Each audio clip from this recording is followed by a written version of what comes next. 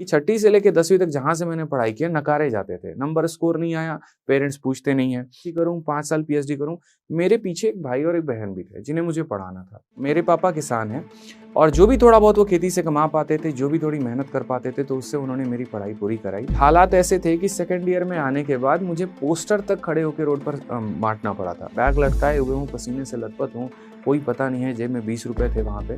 समझ में नहीं आ रहा था कि करना क्या है। मुझे आज भी वो दिन याद है कि 2 दिन तक मेरे घर में सब्जी तक नहीं थी कि मैं खाना बना के खा पाऊँ। रोया इस वजह से कि कमियां मैंने क्या की, क्योंकि मुझे मेरी कमी पता थी वहाँ पर कि मैं कर क्या रहा हूँ। एक वक्त होता था जहाँ पर बस हमारे मन में इतना थॉट रहता था कि यार 20-30 हज़ार की कोई नौकरी मिल जाए, और आज एक वक्त है यहाँ पर कि मैं बच्चों को 30 थार देने की बात कर रहा हूँ।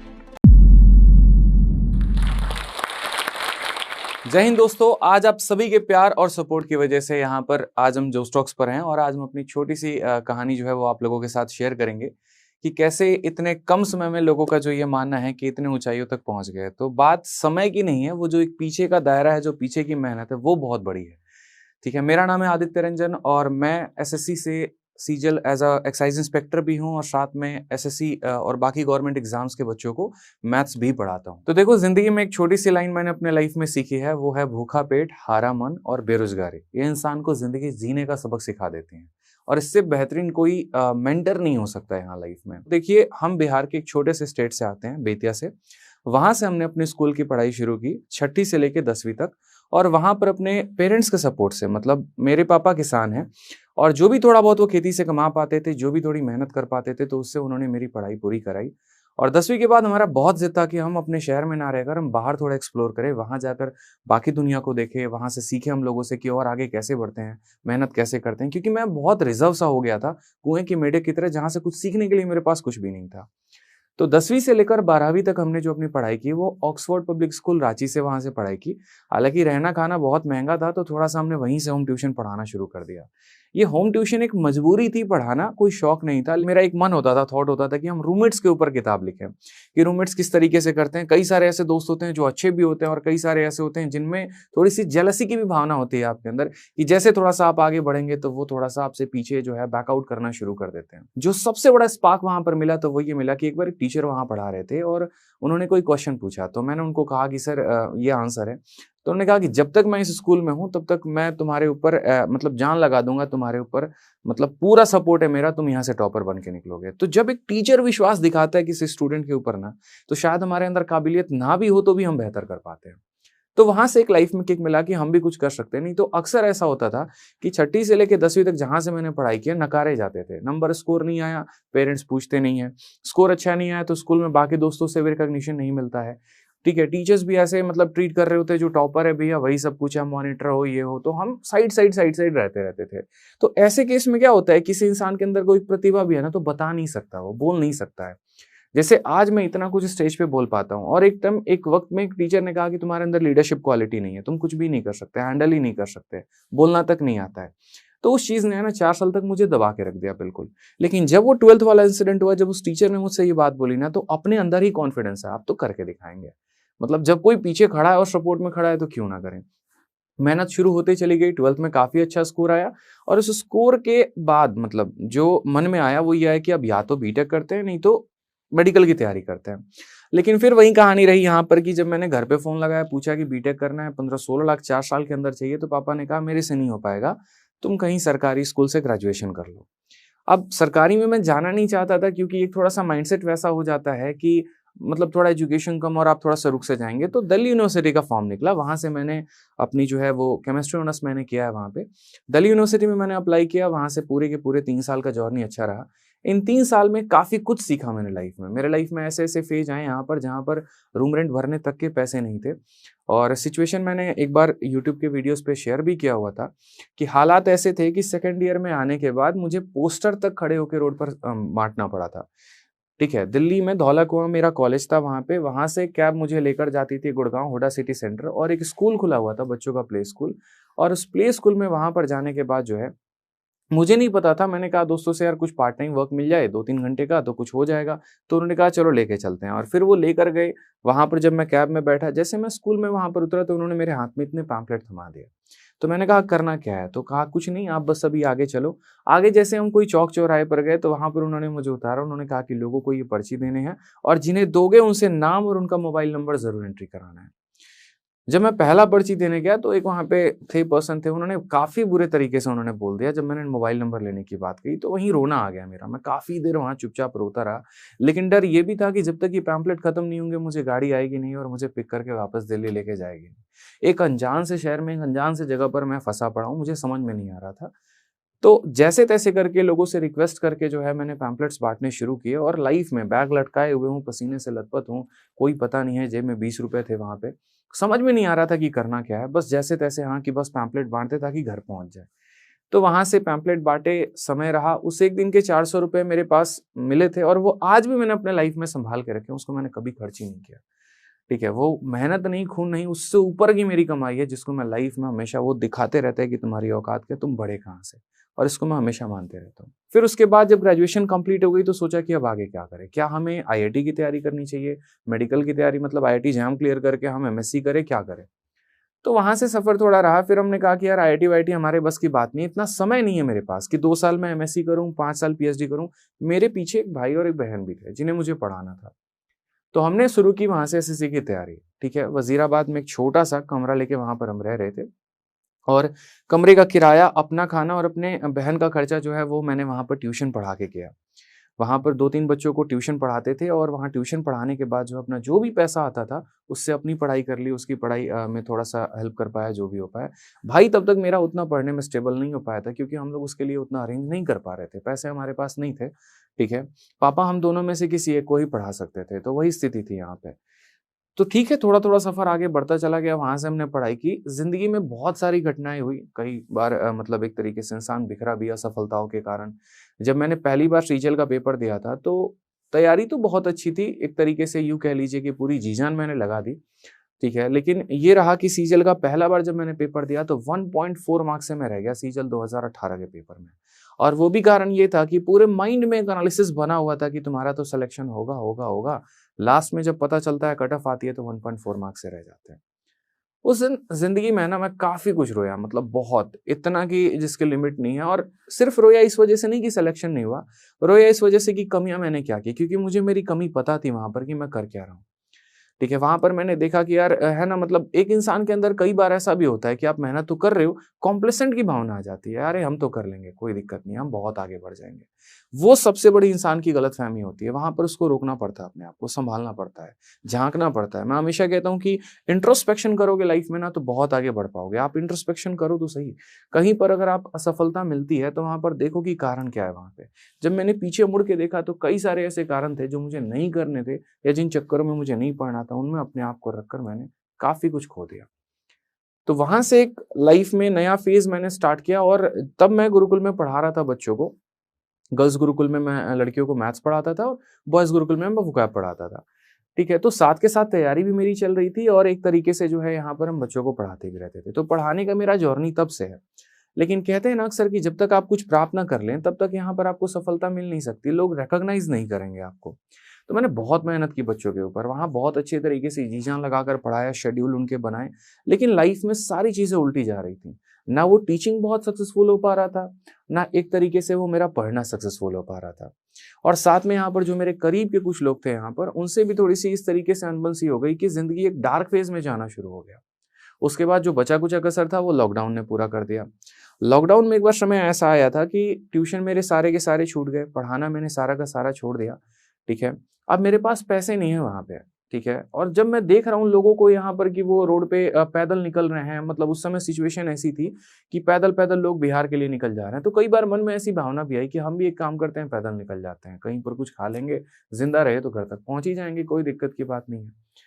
लेकिन जब माँ-बाप का चेहरा दिखता था ना, तो फिर ऐसे थॉट्स को अपने आप को कंट्रोल कर लेते थे। क्योंकि मुझे आज भी वो दिन याद है कि 2 दिन तक मेरे घर में सब्ज़ी तक नहीं थी कि मैं खाना बना के खा पाऊँ, ठीक है? और सिचुएशन ऐसी थी कि अगर मैं ऐसे सीधा पेट लेट रहा हूँ ना, तो पेट दर्द करता था भूख के मारे।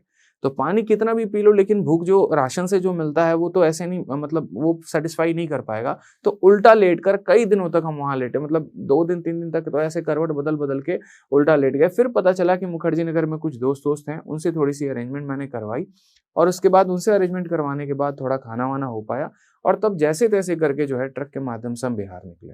फिर लोगों से थोड़ा सा भैया लिफ्ट दे दो ऐसे कर करके, जब बिहार वहां पर पहुंचे तो वहां पर जाके अपने घर पे तब जाके एक सुकून मिला। वहां पर अपनी माइंडसेट की कि अब आज के बाद पढ़ाना और सारी चीजें खत्म करो, यहीं पर अपने गांव में थोड़ी बहुत खेती कर लेंगे और खेती करने के साथ साथ अपनी पढ़ाई कर लेंगे। तो रोज 2-3 घंटे मेरा खेतों में आराम से निकल जाता था, ट्रैक्टर चला के अपना खेत जोतना हो गया, और बाकी मतलब एक तरीके से मतलब मेरा छोटा सा एक मेरे चाचा का दुकान भी था, तो उसमें मैं बैठ के दवा ववा भी बेचता था एक तरीके से, जो खेतों में दवा का छिड़काव करते हैं। 4 घंटे वो काम करने के बाद तब उसके बाद हम वहाँ पर घर पे बैठ के अपना पढ़ाई करते थे, और जो मॉक टेस्ट हो गया, जो बाकी चीज़ हो गई, वो हम वहाँ से देना शुरू किया अपने लाइफ में। अच्छा स्कोर आने लगा, उम्मीद बढ़ने लगी कि हाँ अब लाइफ में कुछ कर सकते हैं, और करने के बाद तब काफ़ी अच्छी एक मेहनत हुई मेरी, और वहां से आप लोगों को पता है कि सीजल में मेरा जो स्कोर, सीजल से मैं as a excise inspector selected हूँ कस्टम डिपार्टमेंट में, और सीएचएसएल में मेरा ऑल इंडिया रैंक 114 है। और सबसे अच्छी बात, जो मेरी मेहनत रही वो सिर्फ एक सब्जेक्ट पर नहीं रहा। आज बेशक मैं मैथ्स पढ़ाता हूँ, लेकिन मेरे हर एक सब्जेक्ट में बहुत ही बेहतरीन कमांड रहे। सीजल में हो गया, सीएचएसएल हो गया, सीपी हो गया, कभी भी मैं आज तक मैंने किसी भी पेपर का प्री दिया है, उस हर पेपर के प्री में मैथ्स में 50 में 50, इंग्लिश में 50 में 50, रीजनिंग में 50 में 50 रहा है।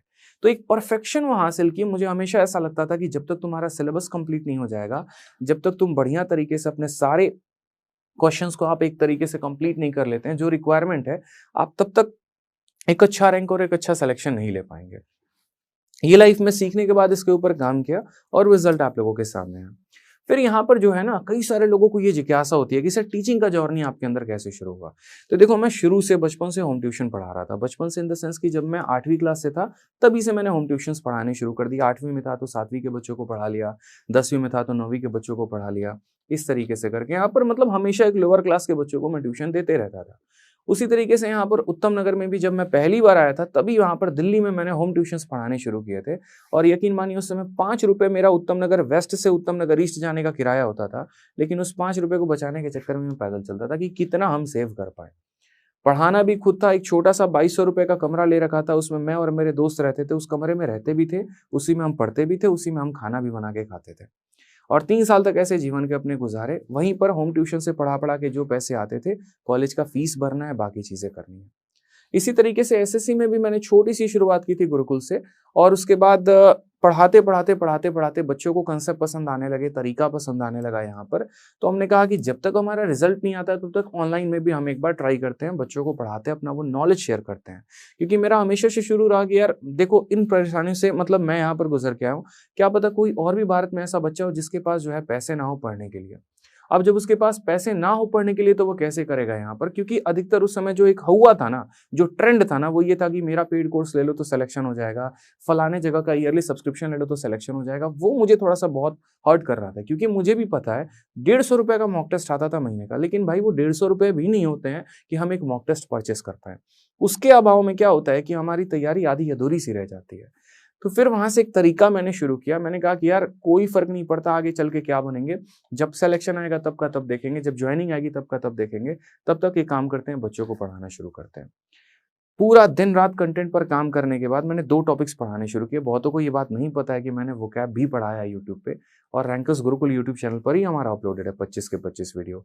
तो मैं एक टाइम वोकैबलरी और एक टाइम जो है वो मैथ्स पढ़ाना मैंने शुरू किया। शुरू में हमारे पास कोई कंटेंट, कोई ये नहीं था, व्हाइट बोर्ड पर ब्लैक मार्कर से आराम से पढ़ाना होता था। मतलब टाइपिस्ट भी मैं ही हूँ, कंटेंट डेवलपर भी मैं ही हूँ, थंबनेल मेकर भी मैं ही हूँ, सोशल मीडिया मैनेजर भी मैं ही हूँ।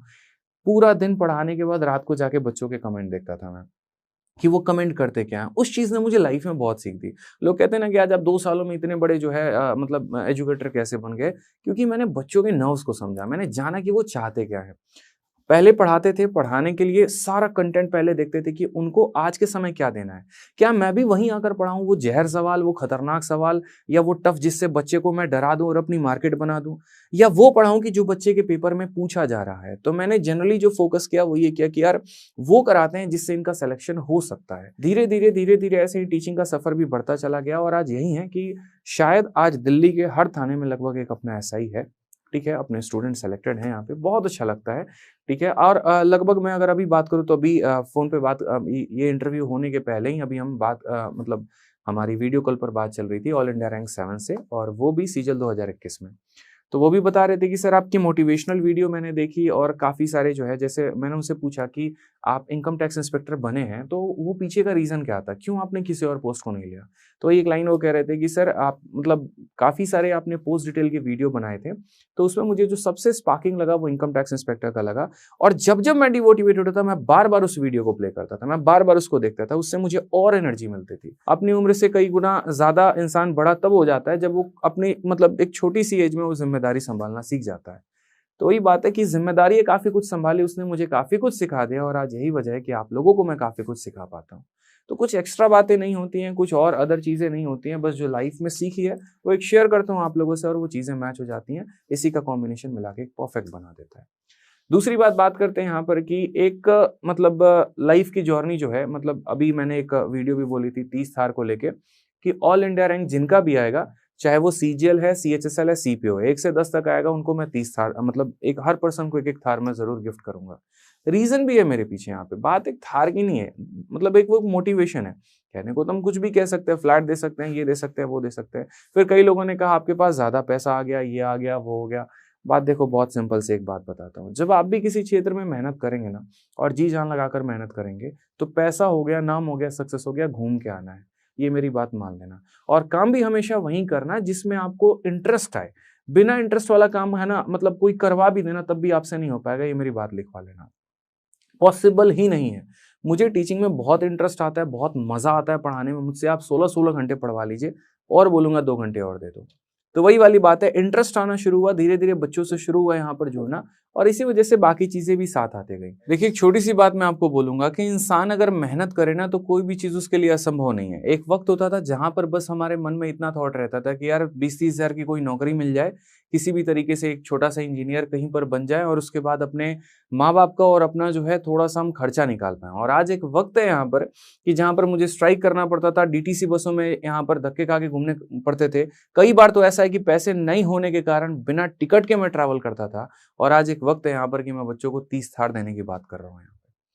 तो ये जो ट्रांज़िशन आया ना, शायद ज़िंदगी में मैंने इतना सोचा नहीं था कभी लाइफ़ में, लेकिन ज़िंदगी ने बहुत कुछ दिया। इसके लिए तो मैं ज़िंदगी का, माँ-बाप का, आप सभी का बहुत-बहुत आभारी हूँ। ये मेरे लाइफ़ में आप लोगों ने एक बहुत ही प्यारा टर्निंग पॉइंट दिया है। और मैं भी हमेशा, देखो, मेरा शुरू से एक थॉट है, मैं आप लोगों को इस जो स्टॉक्स के चैनल के माध्यम से मैं तो सबसे पहले आप लोगों का सर बहुत-बहुत धन्यवाद कहूँगा कि एक मंच आप लोगों ने दिया कि मैं बच्चों से कनेक्ट कर पाऊँ, यहाँ बात कर पाऊँ। जब मैं कॉलेज लाइफ में था, तो कॉलेज लाइफ में मैंने वहीं से मोटिवेशनल वीडियोज़ मैंने देखनी शुरू की, और उसी में एक पॉपअप होती थी वीडियो हमारी जो स्टॉक्स की। जो स्टॉक्स में जो सबसे बड़ा मुझे अच्छा चीज़ जो लगता है ना, वो ये लगता है कि एक पर्टिकुलर कोई कम्युनिटी बेस्ड नहीं है कि ये टीचिंग के लिए ही है, या ये बिज़नेस के लिए। यहाँ पर हर लोगों के लिए वो खुला मंच है। कोई भी आकर अपनी किसी भी जो स्टोरी है, जो एक सफलता वाली स्टोरी है, वो आकर अपना शेयर कर सकता है, और यही इंसान के लाइफ में एक टर्निंग पॉइंट भी होता है। कई बार होता है हम अकेले घिरे होते हैं, हमारा कोई दोस्त नहीं होता, हमारा कोई मेंटर नहीं होता, हमें कोई बता नहीं सकता है। यहाँ पर ये चैनल आप लोग के लिए सबसे बड़ा रामबाण साबित होती है। यहाँ से आप काफ़ी कुछ लोगों के फेलियर्स और सक्सेस स्टोरी सारा का सारा सीखते हैं, उसको अपने लाइफ में कुछ भाग इम्प्लाई करके अपने लाइफ को और बेहतर बनाते हैं।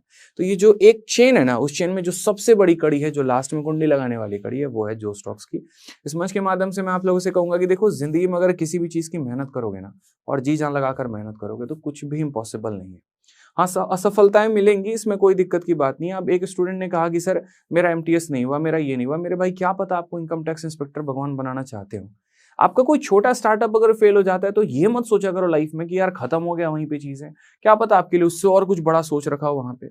सीजल 2018 निकल जाता, तो क्या पता मैं वहां पर ज्वाइनिंग लेकर पढ़ा अपना नौकरी कर रहा होता। तो ज़िंदगी में ना, कहीं पर अगर कोई छोटी असफलता मिल जाए, तो उसके लिए परेशान नहीं होना है। उसके लिए आपको ये रखना है कि हाँ, शायद मेरे लाइफ में इससे बहुत कुछ बड़ा रखा हुआ है। बस आपको उस चीज़ के पीछे मेहनत करते चले जाना है, और यकीन मानिए आप लाइफ में बहुत आगे बढ़ जाएँगे। क्योंकि जो आप हैं ना, उसके जैसा कोई दूसरा बना ही नहीं सकता। भगवान ने भी आपके जैसा दूसरा नहीं बनाया यार। आपके अंदर भी कुछ क्वालिटीज़ होंगी, आपके अंदर भी बहुत सारे ऐसी चीज़ें होंगी जो किसी के पास हो ही नहीं सकती हैं। आपके अपने थॉट्स, आपके अपने आइडियाज़, आपके अपने तरीके, ठीक है, किसी फील्ड में भी आगे बढ़ने के। तो इसीलिए यहाँ पर अपने आप को डाउन मत फील किया करो, अपने आप को नेगेटिव मत फील किया करो। कई बार ऐसा होता है छोटी छोटी चीजें नहीं मिली तो अपने आप को इंसान कोसना शुरू कर देता है। एक सेल्फ रिस्पेक्ट होना बहुत जरूरी है इंसान में। आप सेटिस्फाइड रहिए कि जो हम कर रहे हैं वो अच्छा कर रहे हैं, और उससे और बेहतर करने की कोशिश करिए, फिर जिंदगी में बहुत आगे बढ़ पाएंगे आप। जिंदगी में जिन फिगर्स को मैंने अपने माइंड में नहीं सोचा था ना, आज मेरे अकाउंट में उतने हैं, बस ये मैं सोचता हूँ, और वो मेरे अकाउंट में इसीलिए है कि मैं वो आप लोगों के साथ शेयर कर पाऊँ, आप लोगों के साथ बांट पाऊँ।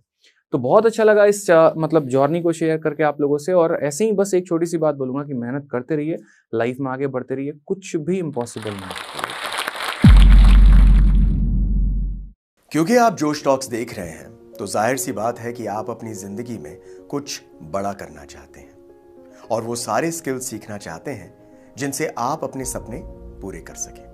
और आपके इन्हीं सपनों को पूरा करने में मदद करता है जोश टॉक्स का इंग्लिश स्पीकिंग ऐप, जिसमें हम आपकी मदद करते हैं उन सारे स्किल्स को सीखने में जिनसे आप बाकियों से आगे बढ़ सकते हैं। चाहे इंग्लिश बोलने में कॉन्फिडेंस और फ्लुएंसी की कमी हो या पर्सनालिटी डेवलप करने में परेशानी हो रही है, इस सब के लिए आपको वन स्टॉप सॉल्यूशन हम देना चाहते हैं और इसका नाम है जोश टॉक्स इंग्लिश स्पीकिंग ऐप। तो इंतजार किस बात का है, आज ही डाउनलोड कीजिए जोश टॉक्स इंग्लिश स्पीकिंग ऐप और अपनी सक्सेस की तरफ एक नया कदम बढ़ाइए। Click the link.